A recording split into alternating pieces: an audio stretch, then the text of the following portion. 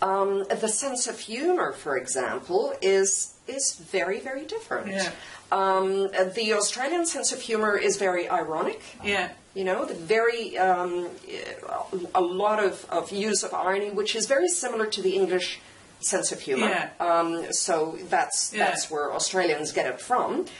Whereas the Americans are a lot more earnest. Yeah. They kind of wear their hearts on their sleeves, and they, everything kind of needs to be explained, and they don't understand irony in the same way that an Australian or an English person does. So that's one of the reasons that we enjoy English comedy more. Absolutely. Perhaps. I adore English comedy. I still don't think I understand irony, but whatever. You understand it more than you think if you enjoy English comedy.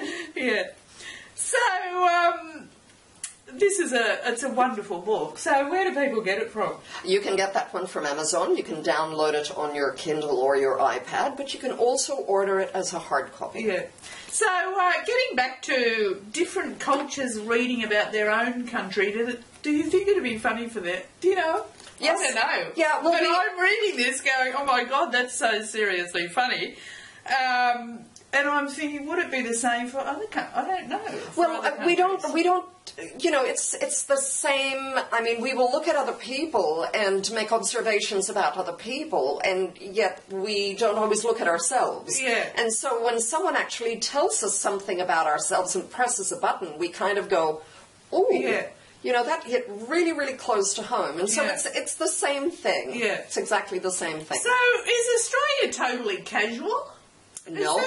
No. Like, that's what after reading this, and I'm going, like, are we just ridiculous? Yeah, no, but not then, for example, I mean, I find it offensive sometimes. Like, I was brought up going to the races, and now it's just like a big cocktail party all day where girls go and sticky tape themselves into their outfits like they're going out for an hour to a disco or something, and I'm going, that is not on at the races or whatever. So well, I kind of love the disrespect, but then you think, well, if you want to be in a social situation, there are rules. Absolutely, and I cover that there as well. Yeah. So as well as covering Australian slang, I also cover appropriate behaviour, appropriate dress, greeting and conversation etiquette, what you would do at business in Australia, which is,